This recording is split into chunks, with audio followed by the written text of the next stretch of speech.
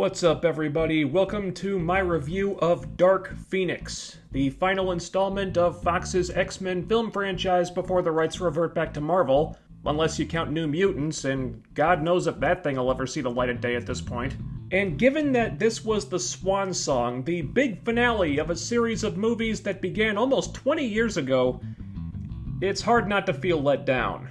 Not that I was expecting much out of this one after everything we've heard about it, but the Phoenix Saga is one of the most famous, if not the most famous story in the X-Men canon, and this is the second time Fox has botched it. And it really hurts to say that, because it didn't have to be like this. Under different circumstances, this cast would have been more than capable of doing the Phoenix story justice. The one I really feel sorry for is Sophie Turner. She's the linchpin of this movie. It was up to her to carry it, and you can see she's really trying hard here. She's given this role everything she's got, and honestly, her performance is very good.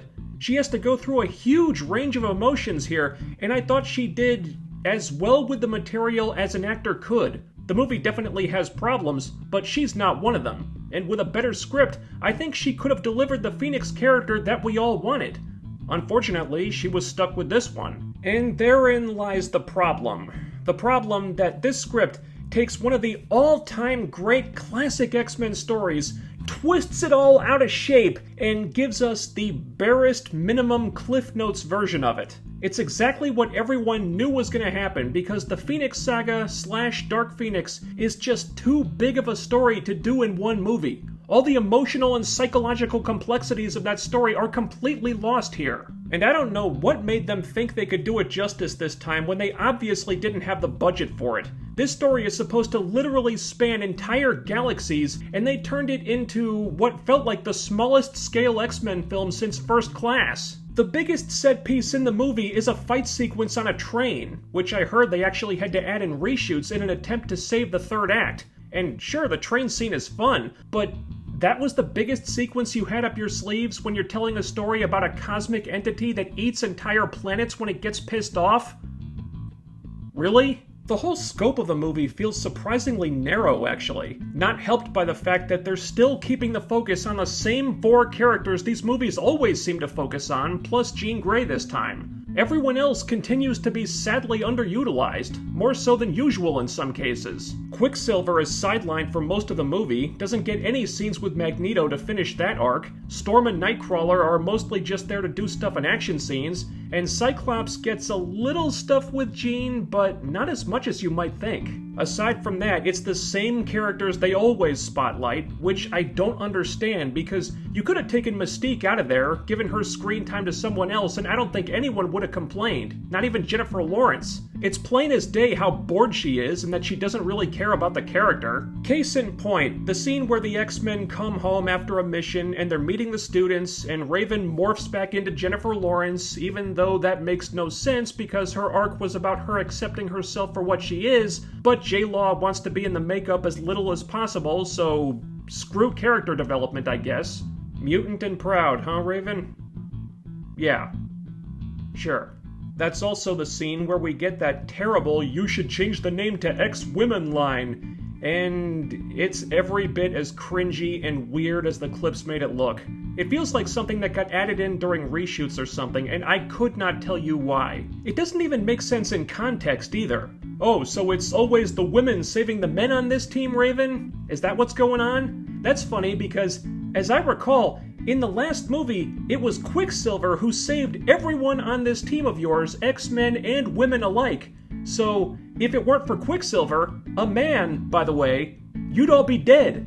And she's saying this right after a mission where the team members primarily responsible for saving people's lives were Quicksilver and Nightcrawler. So I don't know where the hell that line even came from. It just comes off as forced and awkward and really out of place. As if one of the producers just couldn't resist throwing in some identity politics because that's Hollywood's hot-button issue right now. And unfortunately, it doesn't stop there. Which leads me to one of the biggest issues with the film, Jessica Chastain's character. She's playing an alien, one of a group of aliens, who are basically awkward stand-ins for the Shi'ar and the Hellfire Club, which should give you an idea of how muddled this thing is. She gets a lot of screen time, more than several of the X-Men actually, and for a lot of the movie, she's giving info dumps about the Phoenix, and they give her a fair amount of feminist SJW-type verbiage, thinly veiled as her encouraging Jean to accept how powerful she is and how she shouldn't be held down by a man in a chair and blah blah blah. Nothing as on the nose as the ex-women line, but I did roll my eyes more than once. That stuff notwithstanding, it felt like a really lazy way to get this information across. I don't know why this character was even necessary in the first place, and they try to make her way more important than she had any right to be. Believe it or not, these aliens,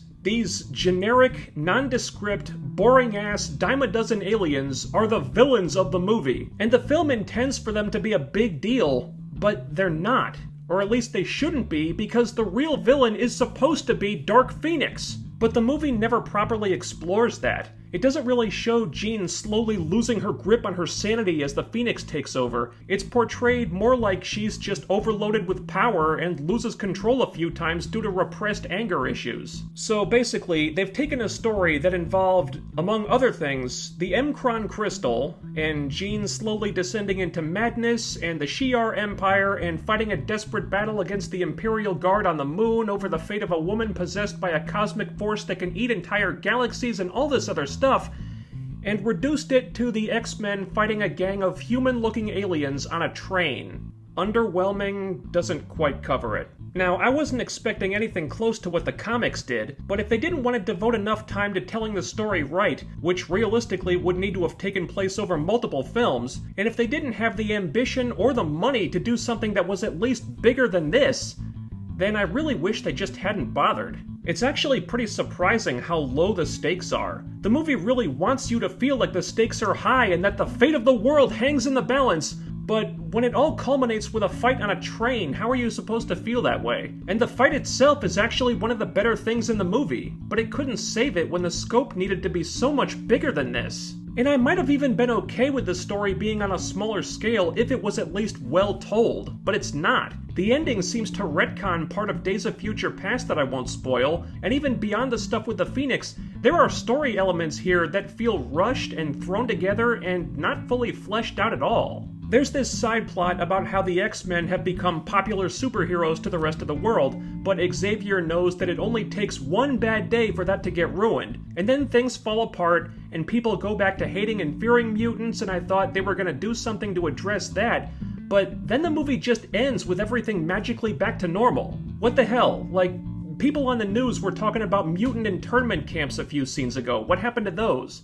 The X-Men were getting arrested by military police or something, but now suddenly they're free? Just like that? All these subplots got resolved off camera, apparently. It's just a shame that the franchise had to end like this. I feel for the actors because this was a really good cast, and they're one of the redeeming factors about the movie. None of the actors are bad here. Even Jennifer Lawrence isn't bad so much as disinterested, and McAvoy and Fassbender have always been great in these roles. Probably my favorite scene is at the end when those two are just sitting at a table and talking. The cast showed up to work, but the movie just let them down. Dark Phoenix is not the worst movie in the franchise. It's certainly better than Origins. It's not a disaster of a film. It tells the Phoenix story better than The Last Stand did. It's just not the Phoenix story the X-Men were capable of delivering, and it's disappointing because it should have been so much more, and it doesn't feel like the grand finale this franchise deserved. But the silver lining is that now the X-Men are coming home to Marvel, and Kevin Feige is gonna work his magic on them like he did with the Avengers, and hopefully he will create something better for these characters that we can all be happy about. That is my review of Dark Phoenix. If you enjoyed this review, please leave a comment down below. Also, don't forget to smash that bell icon and follow me on Twitter using the link in the description box so you can always be notified when new videos get uploaded. And most importantly, be sure to like, share, subscribe, all that good stuff, because the Dark Phoenix has got nothing on the YouTube algorithm, which is still here.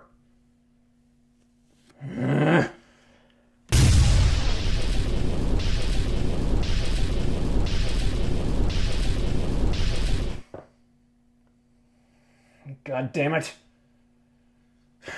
Do all the things, guys. I can't hold this bastard off forever.